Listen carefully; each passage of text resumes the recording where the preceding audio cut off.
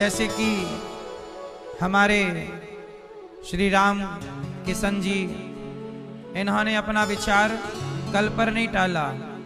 भागवत सुनना है, वृंदावन जाना है, सबको कथा सुनवानी है।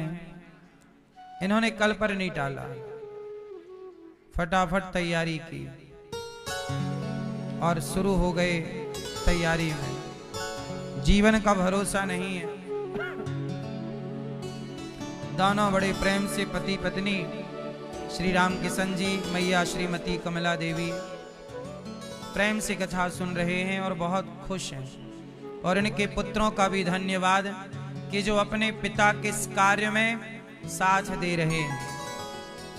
आजकल के बेटे अपने बाप को गिलास भर पानी नहीं देते। कुछ बेटों की हम बात कह रहे हैं। कुछ बेटे समाज में ऐसे भी हैं जो बाप को 2 वक्त की रोटी नहीं देते। लेकिन इनके पुत्र श्री सत्यनारायण जी, श्री महावीर प्रसाद जी, प्रभुदास जी, तो इन्होंने क्या किया सत्यनारायण जी ने कि अपने वृद्ध पिता को जैसे श्रवण कुमार ने तीर्थ यात्रा कराई, उन्होंने कावड़ से यात्रा कराई, इन्होंने कार से यात्रा करा दी और धाम में लाके भागवत सुनवा दिया। पिता ने भी अपना फर्ज पूरा किया। बाप का धर्म क्या है? आजकल का बाप केवल पैसा बांट देता है, ये तुम्हारा, ये तुम्हारा, ये तुम्हारा। नहीं, केवल पैसा बांटोगे तो पैसा बर्बाद कर सकते हैं बच्चे। लेकिन इन्होंने अपने पुत्रों को धन तो दिया बंटवारे में, लेकिन भागवत भी दे दी कि चलो 7 दिन तीनों बेटे चलो भागवत सुनना। और भागवत के संस्कार, वैसे भी इनके संस्कार इनके बच्चों में हैं, पर पिता का धर्म यही है कि वो अपने बच्चों को केवल दौलत नहीं, संस्कार भी बंटवारे में दे करके जाए कि बेटा ये संस्कार मेरा वाला, अब तू संभालना। मेरे द्वार से कभी कोई भूखा नहीं गया तो अब मैं जा रहा हूं, अब तू इस घर का मुखिया है, तेरे द्वार से कभी कोई भूखा ना जाए। ये बाप का संस्कार बेटे को अपनाना चाहिए। बाप यदि 11 माला जपता है तो बाप का खेत 3 बेटों को बांटा गया। तो बाप यदि 11 माला जपता था तो 11 के भी तो 3 टुकड़े होने चाहिए कि भाई ऐसा करो कि चलो 4-4 माला तुम कर लो, है ना, तुम माला जपो। माला भी तुम्हें देख के जाएंगे कि चलो भैया तुम भी 11 करो। ये अच्छी बात है कि मैं 11 करता, तुम भी 12 करो, तुम 25 करो। कि आजकल के पिताओं की गलती क्या है कि दौलत तो बांट देते हैं, संस्कार नहीं बांटते। सच बताओ, बंटवारा संस्कारों का भी होना चाहिए कि नहीं? कि मैं पूजा करता हूं, मैं जल चढ़ाता हूं सूर्य भगवान को बेटा, तो ये बाप का संस्कार अब कौन करेगा? बोलो, बेटा करेगा। मेरे द्वार से कोई भूखा नहीं गया तो आगे की जिम्मेदारी किसकी?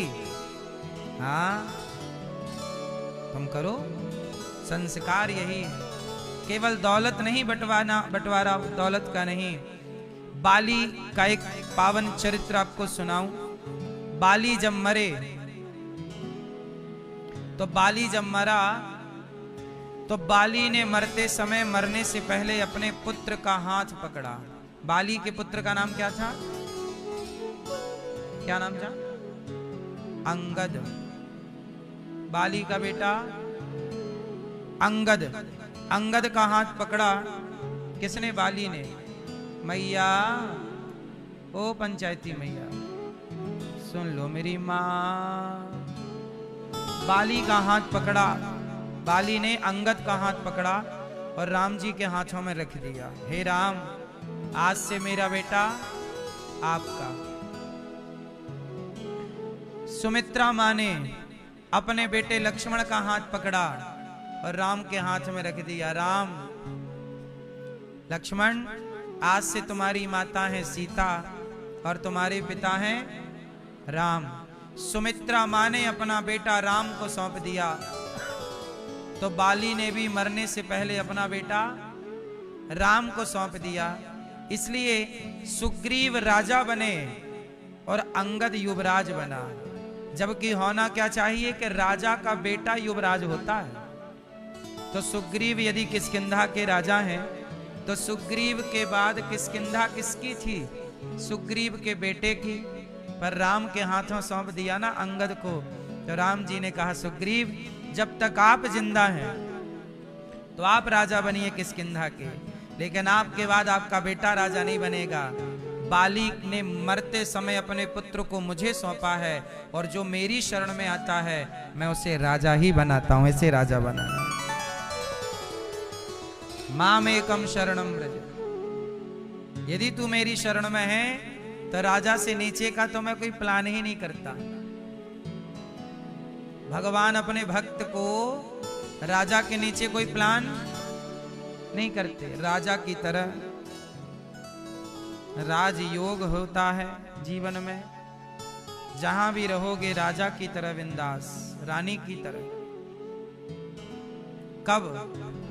जब शरण प्रभु की।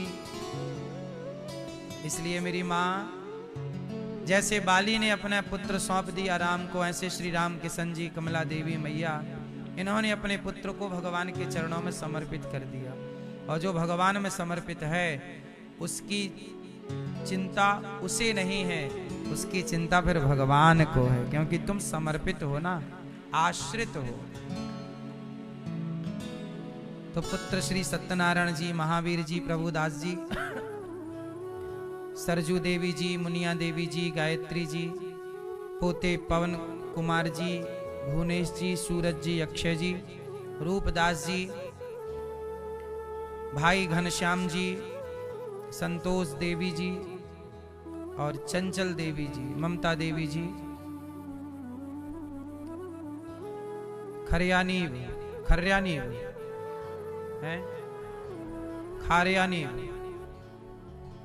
खारियानीब हैदराबाद।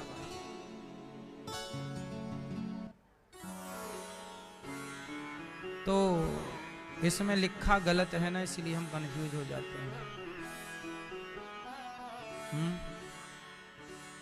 आकाश, आकाश जी कौन है? पोता। कहाँ है? अच्छा ये आकाश, तो ये हमारे श्री राम किशन जी की पोता है। भगवान पूरे परिवार को सुखी और स्वस्थ रखें।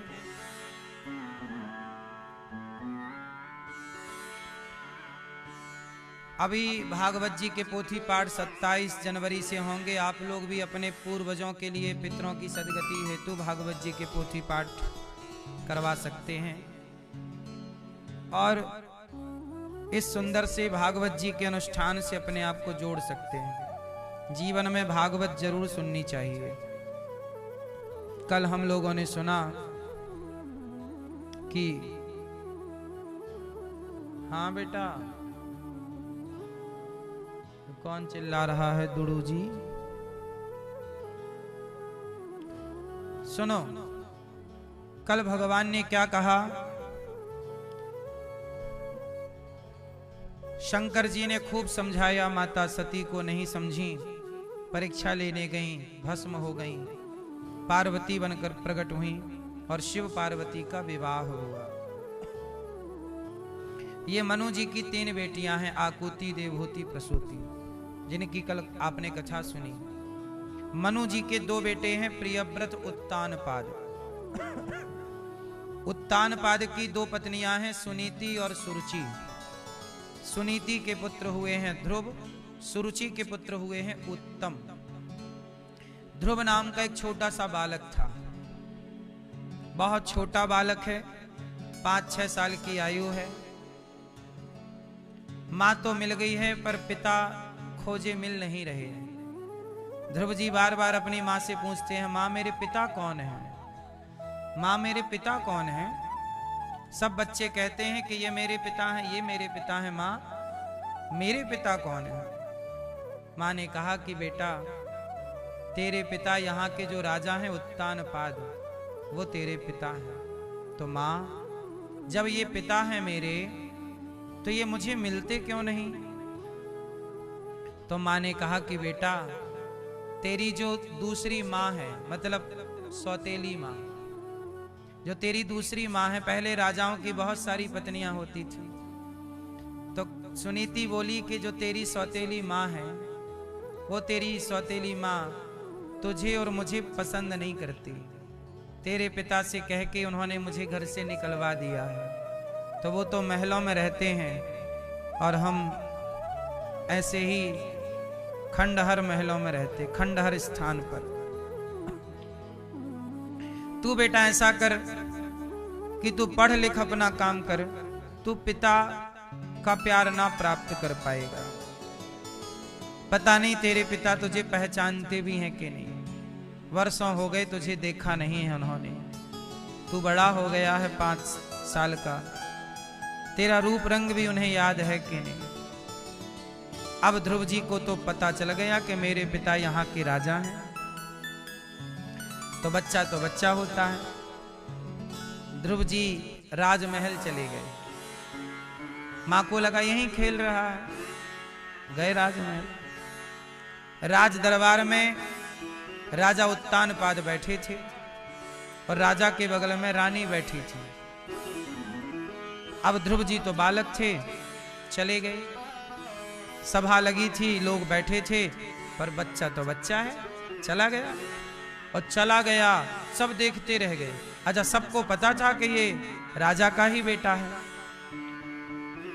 इनकी बड़ी पत्नी का पुत्र है, तो सबको लगा कि तो राजकुमार है, चला गया, कोई रोका नहीं। और वो 5 साल का बच्चा जाके पिता से बोला, पिताजी मैं आपका बेटा ध्रुव। जाके फुर्र से गोद में बैठ गया, पिता की गोद में बैठ गया। छोटा बच्चा जैसे अपने पिता की गोद में बैठता है अधिकार से कि मेरा बाप है। उत्तानपाद कुछ बोले नहीं, वो बालक बोलता रहा, पिताजी आप मुझे भूले तो नहीं, आप मुझे जानते हैं ना, आप कहिए ना कि आप मेरे पिता हैं, सबको बताइए मेरे पिता हैं। मेरे दोस्त पूछते हैं कि तेरा पिता कौन है, मैं क्या बताऊं। अब बगल में जो बैठी सौतेली मां, उसका तो दिमाग खराब हो रहा था। उसने भरी सभा में छोटे से बालक ध्रुव जी का हाथ पकड़ा, पिता की गोद से उठाया और नीचे फेंक दिया। जा यहां से, चला जा यहां से, दोबारा मत आना। ध्रुव जी बोले, मां ये मेरे पिता हैं। सुरुचि बोली, बेटा ये तेरे पिता नहीं है, ये देख ये मेरा बेटा है उत्तम, इसके पिता हैं ये, तू उस अभागिन का बेटा है, जा तू मेरी सौत का बेटा है, चला जा यहां से। और तुझे इस गोद में दोबारा बैठना हो तो जा, पहले भगवान की तपस्या कर, और भगवान जब प्रकट हो जाएं तो भगवान से कहना कि हे भगवान मुझे सुरुचि के गर्भ से जन्म दो। जब तू मेरे पेट से जन्म लेगा ना मेरा बेटा बनकर, तब तू इस गोद में बैठने का अधिकारी होगा, चला जा यहां से। तपसाराध्य पुरुषम तस्यैवानुग्रहेण मे गर्भे त्वं साधयात्मानं यदीच्छसि नृपासनम। अब 5 साल के बेचारे छोटा बालक ध्रुव भरी सभा में अपमान कर दिया, जा जा निकल यहां से। ध्रुव जी अपने पिता की ओर देखते रहे कि चलो मां तो सौतेली है, बाप तो सौतेला नहीं है, चलो मां का तो स्वभाव है कि सौतेली है तो वो यही व्यवहार करेगी, लेकिन बाप तो मेरा है। पर ध्रुव जी अपने पिता की ओर देखते रहे, पिता ने एक शब्द नहीं कहा। चाहते तो उत्तानपाद कह सकते थे कि देवी वो मेरा बेटा है, पर जब पक्ष नहीं लिया 5 साल के बच्चे को का, तो ध्रुव जी रो पड़े। और रोते रोते ध्रुव जी अपनी मां के पास चली गई।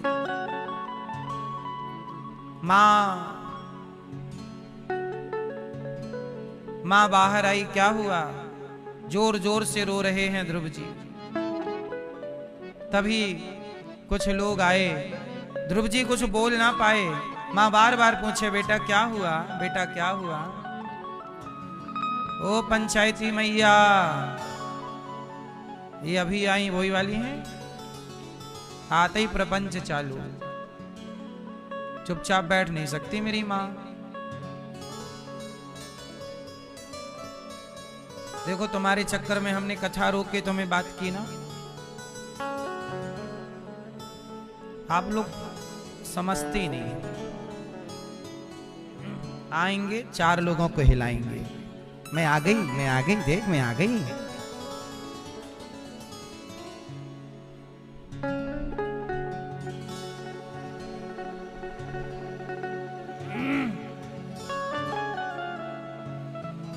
ध्रुव जी रो रहे हैं, लंबी लंबी सांसें ले रहे हैं। और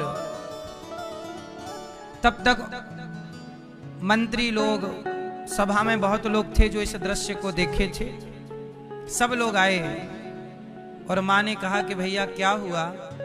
तब पूरी बात बताई कि ये अपने पिता की गोद में गया, सौतेली सुरुचि ने हाथ पकड़ के नीचे गिरा दिया और कह दिया कि जा तू तप कर।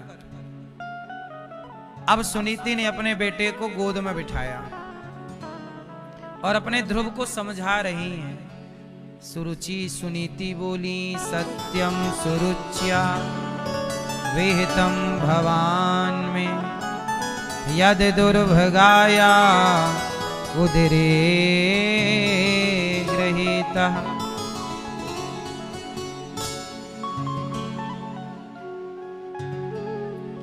क्या कहा सुनीति ने कि बेटा तेरी सौतेली मां ने गलत क्या कहा? यही तो कहा कि तू अभागिन का बेटा है। बेटा मैं अभागिन हूं, भाग्यवान होती तो तुझे तेरे पिता की गोद में ना बैठा देती। तो ऐसा कर, तेरी मां ने क्या कहा कि तू तप कर, तो ऐसा कर तू जा और जा करके तप कर। तू पिता की गोद में बैठना चाहता है ना, और तेरी मां ने क्या कह दिया कि तू इस गोद में नहीं बैठ सकता। तो बेटा मैं बताऊं, पिता से भी बड़ा परम पिता होता है। यदि तूने परम पिता की गोद प्राप्त कर ली तो फिर तुझे किसी की गोद में बैठने की आवश्यकता नहीं पड़ेगी। तू जा तप कर बेटा। अब ध्रुव जी बोले, मां ये परम पिता क्या होता है? 5 साल की तो है मां, ये परम पिता कौन है? तब सुनीति ने कहा, बेटा ये भगवान है, जा तू भगवान की गोद में बैठ। ध्रुव जी बोले, मां ये भगवान कहाँ मिलते हैं, कहाँ रहते हैं, कैसे मिलेंगे, कहाँ है उनकी गोद? परंतु मां वो तो मेरे पिता है ना, तो मुझे तो पिता की गोद में बैठना है। तब मां ने कहा कि बेटा तेरे असली पिता भगवान है। सुन, तेरे असली पिता कौन है? भगवान है। देख ये संसार कौन बना रहा है बेटा? ये सृष्टि कौन रच रहा है? हमें किसने बनाया? तुझे किसने बनाया? मूल में सबके पिता कौन है बेटा? सबके पिता कौन? कहने को ये आपके पिता हैं, पर यथार्थ में आपके पिता भगवान ही हैं। ये बात सही है कि गलत है? इसलिए कहते हैं त्वमेव माता च पिता त्वमेव, त्वमेव बंधु च सखा त्वमेव, त्वमेव विद्या द्रविणं त्वमेव, त्वमेव सर्वं मम देव देव त्वमेव माता। आप कौन हैं हमारे? हे प्रभु आप हमारे माता हैं, आप ही पिता। अच्छा एक बात बताओ मैया, आपके इस धरती पर कितनी बार जन्म हुए जरा मुझे बताओ। आप लोग इस धरती पर कितनी बार, आपकी यात्रा कब स्टार्ट हुई, कब आए? करोड़ों जन्मों से हम इस यात्रा में हैं। मेरा करोड़ों बार धरती पे जन्म हो चुका, करोड़ों बार मैं जन्म लेकर के मर चुका। आप लोग भी इस धरती पे करोड़ों बार आए गए, जन्म लिया फिर मर गए, फिर जन्म लिया, फिर यही चल रहा है। जन्म मृत्यु जन्म, कभी कुत्ता बनकर, कभी बिल्ली बनकर, कभी कॉकरोच बनके, कभी नाली का कीड़ा बनके आते रहे जाते रहे, आते रहे जाते रहे, आते रहे जाते रहे। चलती चक्की चलती रही और दाना पिसता रहा। चलती चक्की देखकर दिया कबीरा रोए, दो पाटन के बीच में साबुत बचाना। जन्म मृत्यु का पहिया ऐसा चला, सब पिस रहे हैं, हाँ या ना? पर उस चक्की में एक बीच में कील होती है। यदि दाना कील के पास चला गया तो कितनी भी चक्की चले वो दाना नहीं पिसता। चलती चक्की चलने दे, पिस पिस आटा होए, कीले माही जो रहे, बाल न बांका होए। बस आपके करोड़ों बार जन्म हुए, करोड़ों बार आप मरे, लेकिन याद रखिएगा कि जिस योनि में, जिस जन्म में भगवान की शरणागति, भगवान की शरण में चले गए, तो जन्म और मृत्यु से छुटकारा तब मिलेगा जब भगवान की शरण में चले जाओगे। एक कील के पास दाना चला गया तो पिसेगा नहीं, जो एक हरि की शरण में चला गया वो 84 में पिसेंगे नहीं। इसलिए मेरी माँ, आप लोगों ने 84 लाख योनियां पार की हैं, और ये करोड़ों बार जन्म मृत्यु का चक्र आपके जीवन में, मेरे जीवन में चला। अब मौका मिला है, अब कल्याण करने के हम बिल्कुल मोक्ष के कदम पास हैं, एक कदम की दूरी है। अब भी इस शरीर को पाकर, सत्संग को पाकर, वृंदावन पाकर, भागवत पाकर भी अब कल्याण नहीं किए तो जन्म मृत्यु चलता रहेगा। ये पुनरपि जननम पुनरपि मरणम पुनरपि जननी जठरे शयनम। अच्छा मैया एक बात बताओ, ये बात सही है कि गलत है कि आप लोग करोड़ों बार आए और मर चुके? ये सही है कि गलत है? हाँ कि ना? अच्छा ये बताओ, जब करोड़ों बार आप आए तो आपके करोड़ों पिता हो गए कि नहीं? क्योंकि हर जन्म में कोई पिता और हर जन्म में कोई माँ। बोलो हाँ। इसका मतलब ये हुआ कि आपके करोड़ों जन्म हो गए तो करोड़ों बार आपके पिता बदल गए, करोड़ों बार माँ बदल गई, करोड़ों बार पति बदल गए, करोड़ों बार पत्नी बदल गई, करोड़ों बार स्थान बदल गए। हाँ या ना? जन्म स्थान सब करोड़ों बार बदला, लेकिन एक चीज नहीं बदली एक भी बार। कौन? संसार के पिता बदलते रहे, हाँ या ना? लेकिन यथार्थ में जो वास्तविक आपका पिता है, पहला पिता, सच बताओ आप किस पिता से प्रकट हुए? ये जो आपका पिता है, जो आपके पिताजी हैं, ये आपके पिता आपके आत्मा के पिता हैं कि शरीर के पिता हैं? ये किसके पिता हैं? ये आत्मा के पिता नहीं है। लेकिन सच बताओ, आपके अंदर जो आत्मा है वो आपके पिता का अंश है कि ईश्वर का अंश है? आत्मा वही जायते पुत्रः कहते तो हैं, लेकिन एक बात बताएं, जो आत्मा है वह किसका अंश है? ईश्वर का। ईश्वर अंश जीव अविनाशी, चेतन अमल सहज सुख राशि। किसका अंश है? तो सच बताओ, आपके एक पिता तो ये हो गए जिन्होंने आपको पाला पोसा, लेकिन एक पिता भगवान है। तो ज्यादा अधिकार किस पिता का है आप पर? इस पिता पर कि उस पिता पर? किस पिता का ज्यादा अधिकार है आप पर?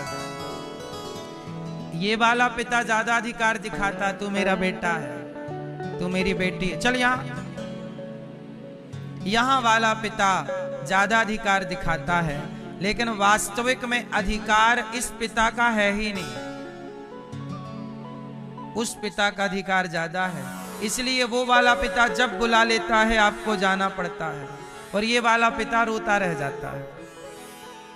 बोलो हाँ, ये वाला पिता रोता रह जाता है, और वो वाला पिता जब बुलाता है तो आपको, जब उस पिता ने भेजा तो आ गए, उस पिता ने बुलाया तो चले गए। ये पिता कुछ नहीं कर सकता जब आप जाओगे तो। सही है कि गलत है? इसलिए इस पिता से उस पिता का अधिकार ज्यादा है। क्यों? क्योंकि इस पिता ने, ये पिता निमित्त बना, पर वास्तविक में आपके शरीर का, जीवन का निर्माण किसने किया है? इस पिता ने कि उस पिता ने?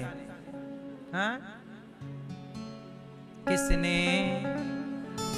इसने, उसने। आपकी आंख इस पिता ने बनाई कि उस पिता ने? कान इस पिता ने बनाए कि उस पिता ने? तो फिर आप किसकी संतान कहलाए? हाँ, यहां वाला तो झूठ ही कहता है कि ये मेरा है। अच्छा सच बताओ, आप में से कितने पिता हैं यहां पर? अर्थात जिनका बच्चा है वो हाथ उठा सकते हैं कि पिता आप बन चुके हैं आपके पुत्र पुत्री, बेटा बेटी, कुछ भी। तो सच बताओ, ये बेटा आपका है? टोपी वाले भैया, ये बेटा आपका है? आपका नहीं है।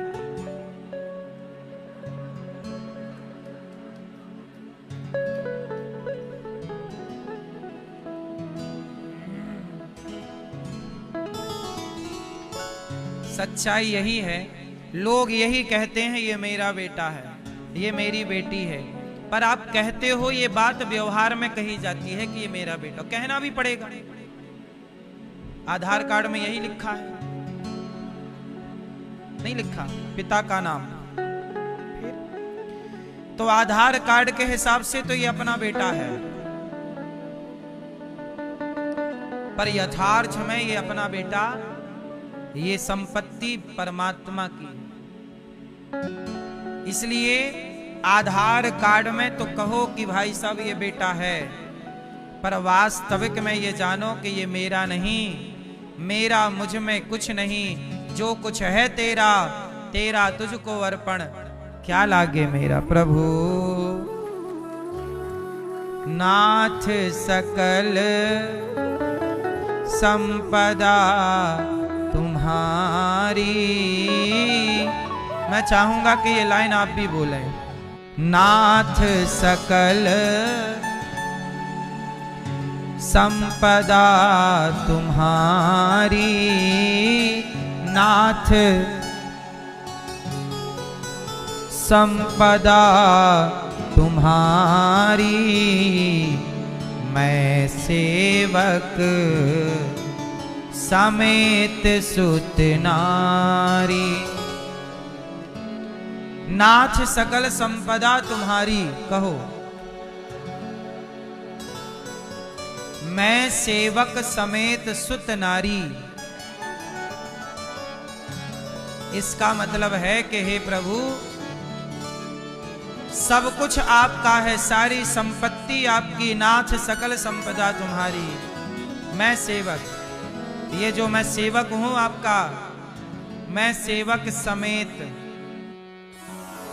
सुत, जो बेटा है, जो पत्नी है, जो दौलत है, और ये जो अनिरुद्धाचार्य है, ये सब प्रभु आपका है। मैं अपने आप को भी आपके हवाले करता हूं। मैं भी ईश्वर की प्रॉपर्टी हूं, मैं भी ईश्वर की अमानत हूं। जब मैं ही ईश्वर का हूं तो मैं क्या कहूं कि ये मेरा है, ये मेरा है ना मेरी मां। ध्रुव जी को बात समझा दी माने कि तेरे पिता असली ये नहीं है, तेरे असली पिता। अब ध्रुव जी की समझ में आ गई कि असली पिता वही, अब मुझे उनकी गोद में बैठना। अब बताओ कहां है, अब बताओ कहां है मैया, भगवान कहां है। गुलाबी मैया, भगवान कहां है।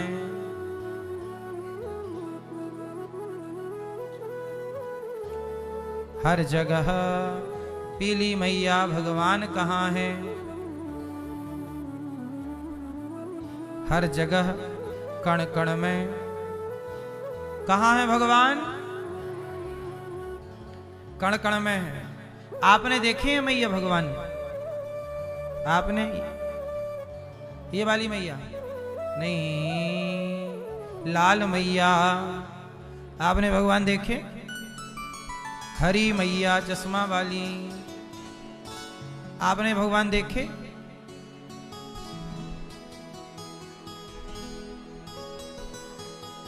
आपने भगवान देखे कि ना भाई, आपने भगवान देखे, हाँ या ना। मां ने कहा बेटा भगवान कहां नहीं है, कण कण में है। तो ध्रुव जी ने कहा मां भगवान मिलेंगे कैसे। अच्छा ये बताओ भगवान मिलते कैसे हैं, कैसे कैसे मिलते हैं भगवान।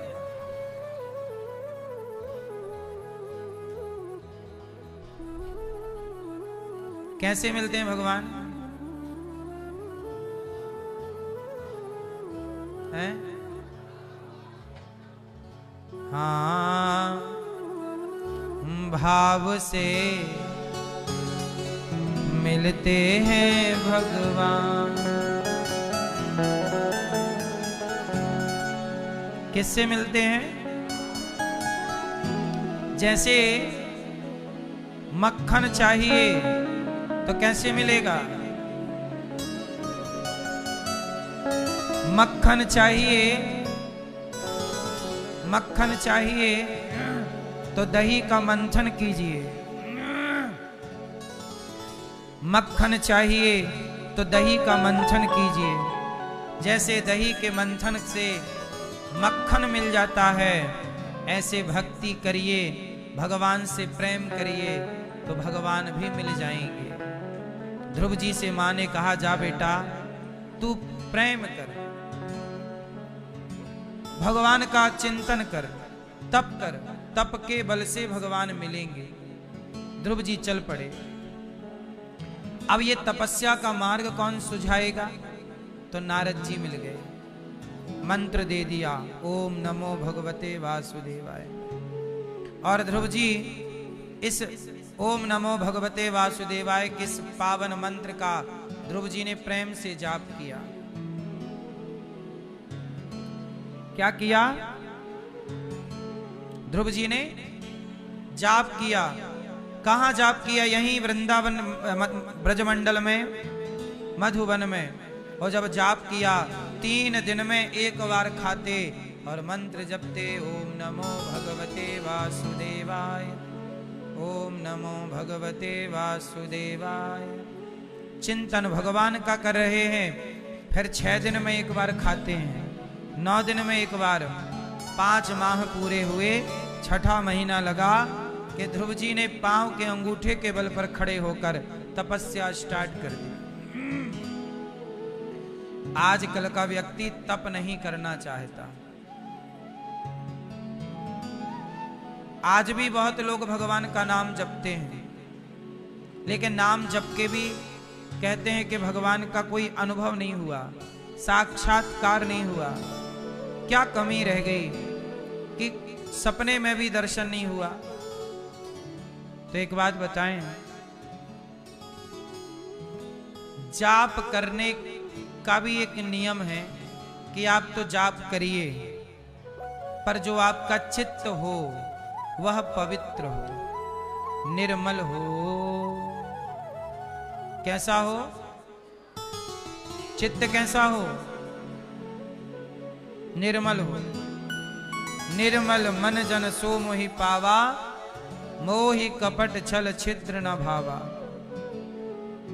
यदि निर्मलता है, अब देखो आप माला जप रहे हैं पर ईर्ष्या कर रहे हैं किसी से, छल कर रहे हैं किसी के साथ, निंदा चुगली कर रहे हो, माला जप रहे हैं, तो इस माला का कोई लाभ थोड़ी है मेरी माँ। स्वभाव निर्मल हुआ क्या? छल कपट मिटाए क्या? लोग कहते हैं कि हम तो लहसुन प्याज भी नहीं खाते, लहसुन प्याज नहीं खाते, पर 2-2 घंटे चुगली करते हैं।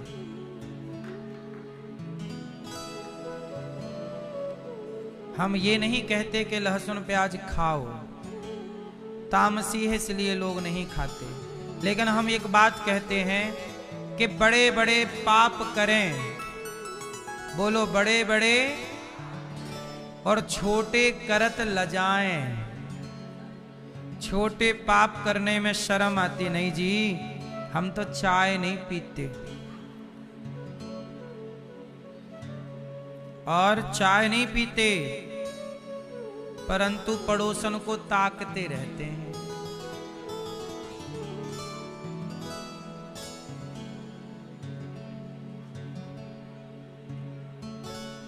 तो बताओ, चाय बुरी है कि ताकना बुरा है? चाय छोड़ दी, ताकना नहीं छोड़ा। लहसुन प्याज छोड़ दी, निंदा चुगली नहीं छोड़ी।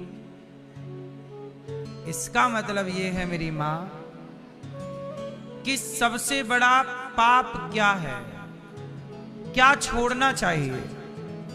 आप लोग ही बताओ, क्या छोड़ना चाहिए?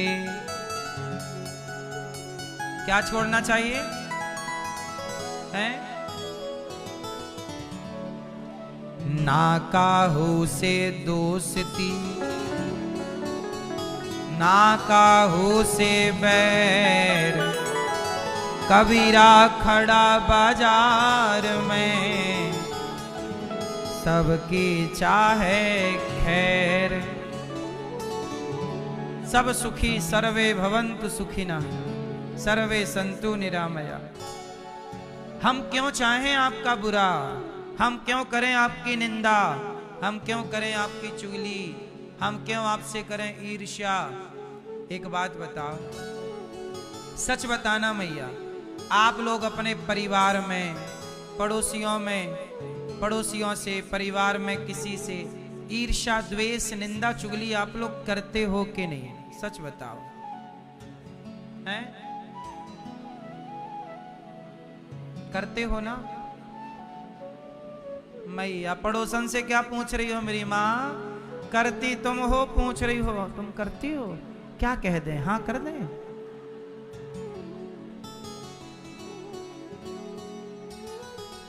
नहीं नहीं करती हो? अच्छा एक बात बताओ, तुम किसी की निंदा करती हो या करते हो तो मुझे एक बात बताओ मैया, मेरा पड़ोसी जो कमा रहा है, खा रहा है, वो अपने भाग्य का ही तो कमा और खा रहा है। आप लोग अपने भाग्य का कमा खा रहे हैं। एक ही मोहल्ले में कोई बहुत अमीर रहता है तो कोई बहुत गरीब रहता है, सब अपने अपने भाग्य का। तो जब वो अपने भाग्य का कमा खा रहा है, तुम अपने भाग्य का कमा खा रहे हो। किसी के भाग्य में सुख है तो किसी के भाग्य में दुख है, तो सब अपने अपने भाग्य का कमा खा रहे। तुम क्यों किसी से जल रहे हो, द्वेष कर रहे हो? अरे उसने तो बड़ी तरक्की कर ली, साहब तुम भी कर लो ना, कौन तुम लंगड़े हो, तुम्हारे भी तो पांव हैं, तुम जल क्यों रहे हो उसकी तरक्की से।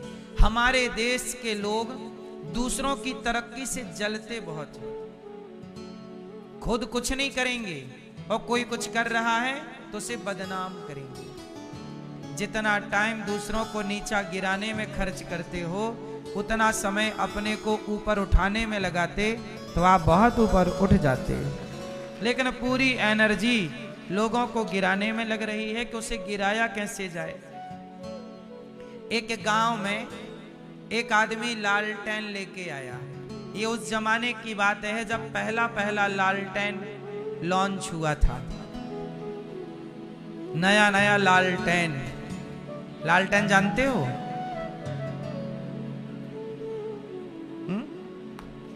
कांच लगा रहता था, अंदर बत्ती थी, जला दो, तूफान में भी जलता था वो। तूफान में भी एक आदमी लाया लालटेन और आंगन में लटका दिया। अब उसके चारों ओर प्रकाश ही प्रकाश। उस जमाने में जब लाइट वाइट का जमाना, पुरानी बात है, एक आदमी लालटेन लाया। अब गांव भर के लोग लालटेन देखने आए। भाई ये लालटेन क्या होता है, देखें चलो। सब लोग आए और जब सब लोग आए तो देखा कि उसके आंगन में प्रकाश था। लग ही नहीं रहा था कि रात हो गई, क्योंकि पहला पहला प्रकाश देखा था इस तरह का। दीपक को तो छाया चाहिए, पर लालटेन तो हवा में भी जल रहा है। तो वो आंगन में लटका और चारों ओर प्रकाश फैला रहा था। तो अब गांव वाले भैया बैठ गए चारों ओर और सोचे कि देखो, अपने घर तो लालटेन है नहीं, अपने घर में तो प्रकाश है नहीं, उसका लालटेन है। ऐसा करो, उसके लालटेन का कांच फोड़ दो।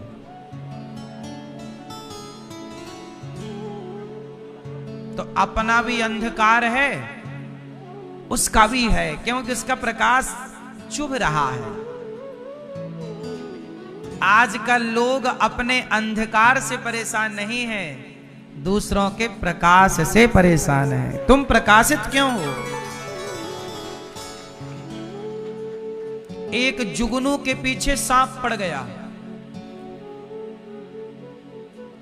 जुगनू समझते हैं? इतना सा एक कीड़ा होता है, वो चमकता है। पहले बहुत दिखता था गांव खेड़े में, अब तो कम दिखता है। जुगनू, उसका पीछे का हिस्सा ना बिल्कुल प्रकाश, ऐसे जैसे बल्ब जल रहा हो, उसे जुगनू कहते हैं। आप में से कुछ लोगों ने देखा होगा, एक जुगनू था, उस जुगनू के पीछे सांप पड़ गया। जुगनू आगे आगे भागे, सांप पीछे पीछे भागे। बड़ी देर बाद